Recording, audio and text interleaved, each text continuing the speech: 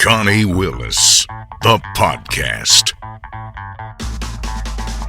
Taking you into new ways of thinking, even providing answers to questions you've often pondered.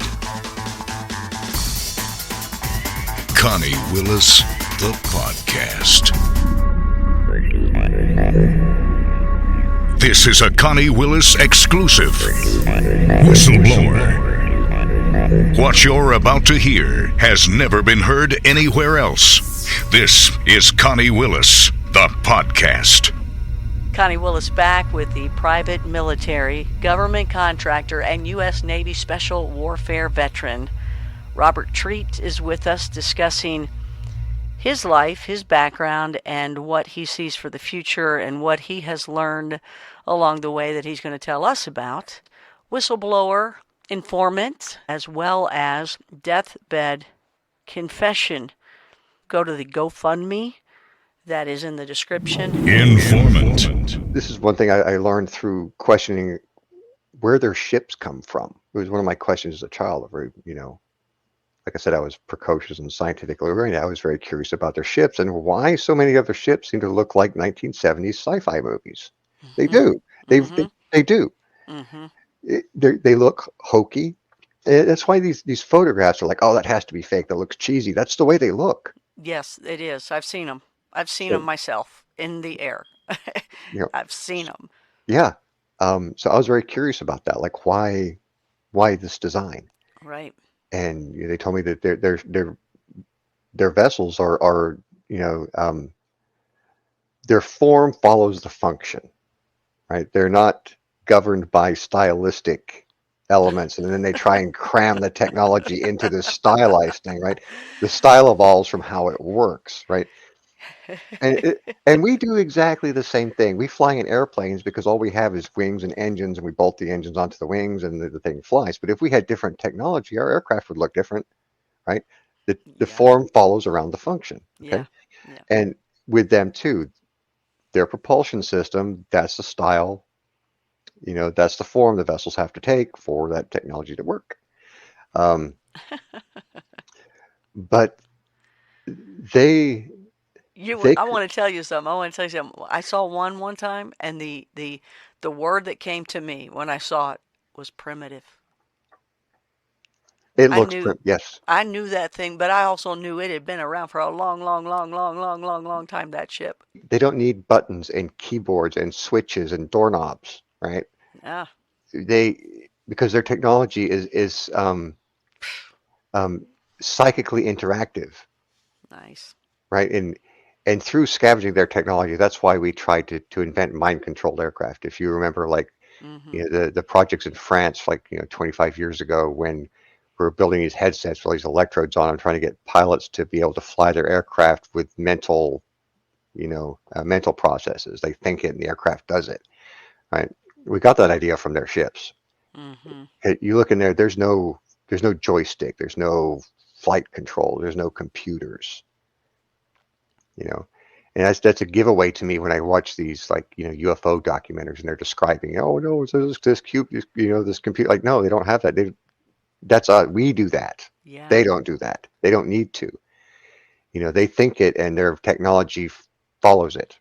And that's where you were before we kind of went off on this, where you were saying, okay, that they were starting to be concerned about us because thoughts turned into energy, and whatever they thought would manifest. Were they concerned that what we were thinking would do the same? If we continue, our thoughts aren't wonderful? Yes, if we continue down the path of evolution we're on, and we are able to access, fourth and fifth time, which then, we use time as a measurement of, it's really a measurement of distance. It is, yes, a distance of our life. Yes. It's how we mark moments, but time for us is an artificial construct, is a way of marking our travel through the universe, right? Mm-hmm. Their concept of time is very different. Like, do they have one? Yes, they don't have to worry about time, do they? Yeah, yes, they do. But for them, time is time is a thing like electricity or your hand.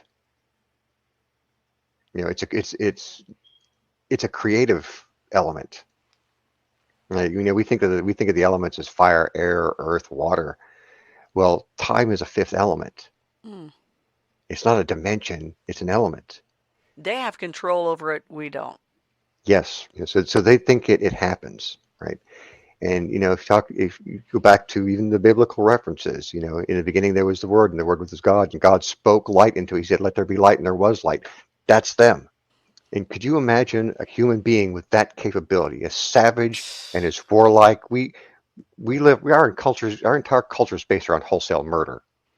Whether it's murdering the animals, human beings with that kind of power is an absolute. It's not conceivable, and it's not going to happen. They are not going to turn our savage species loose on the universe with that kind of ability. They will kill us first.